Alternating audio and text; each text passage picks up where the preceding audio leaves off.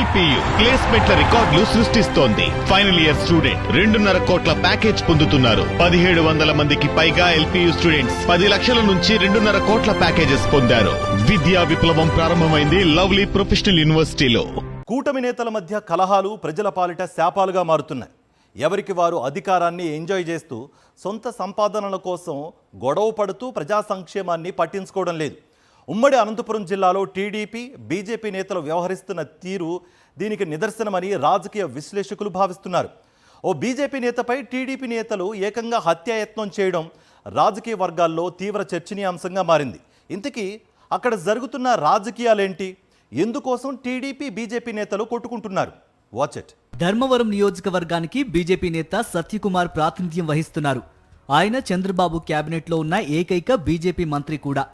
ధర్మవరం నియోజకవర్గానికి చెందిన వరదాపురం సూరి 2014 నుంచి 2019 దాకా టీడీపీ ఎమ్మెల్యేగా పనిచేశారు.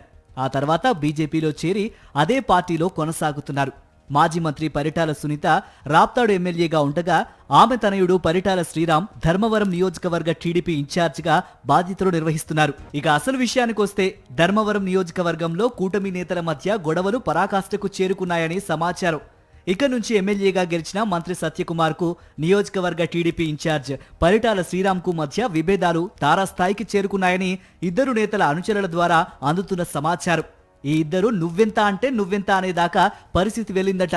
కాంట్రాక్టు పనుల్లోనూ అధికారుల బదిలీల్లో ఈ ఇద్దరి మధ్య అభిప్రాయ భేదాలు ఇదివరకే బట్టబయలైన సంగతి తెలిసిందే.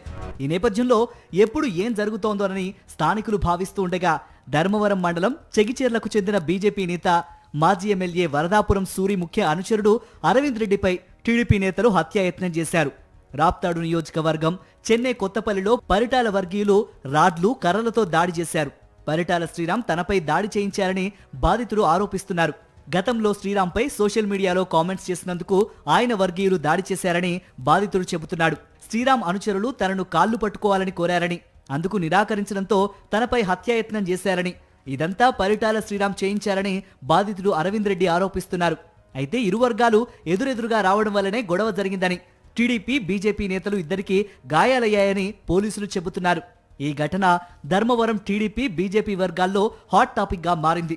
దాడి చేసిన పరిటాల వర్గీయులపై కఠిన చర్యలు తీసుకోవాలని ధర్మవరం బీజేపీ నేతలు కోరుతున్నారు. అయితే తోటి బీజేపీ నేత అరవింద్ రెడ్డిపై హత్యాయత్నం జరిగిన బీజేపీ మంత్రి సత్యకుమార్ మాత్రం సీరియస్ గా తీసుకోలేదని సమాచారం.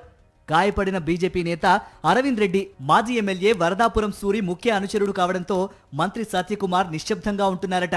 మాజీ ఎమ్మెల్యే వరదాపురం సూరికి మంత్రి సత్యకుమార్ కు కొంత గ్యాప్ ఉందని, దాంతో తమ నేతపై హత్యాయత్నం జరిగినా మంత్రి సత్యకుమార్ నోరు మెదపడం లేదని చెప్పుకుంటున్నారు. ఈ నేపథ్యంలో బీజేపీ నేత అరవింద్ రెడ్డిపై జరిగిన దాడిని కొందరు బీజేపీ నేతలు ఖండిస్తూ ఉండగా మరికొందరు పెద్దగా పట్టించుకోవడం లేదు. మాజీ ఎమ్మెల్యే బీజేపీ నేత వరదాపురం సూరి మాత్రం కేసును సీరియస్ గా తీసుకోవాలని పోలీసులపై ఒత్తిడి చేస్తున్నట్లు సమాచారం. ఘటన రాప్తాడు నియోజకవర్గంలో జరగడంతో కేసును నీరుగార్చేందుకు, పరిటాల శ్రీరామ్పై కేసు నమోదు కాకుండా ఉండేందుకు అధికార పార్టీ నేతలపై ఒత్తిళ్లు ఉన్నట్లు రాజకీయ వర్గాల్లో చర్చ జరుగుతోంది.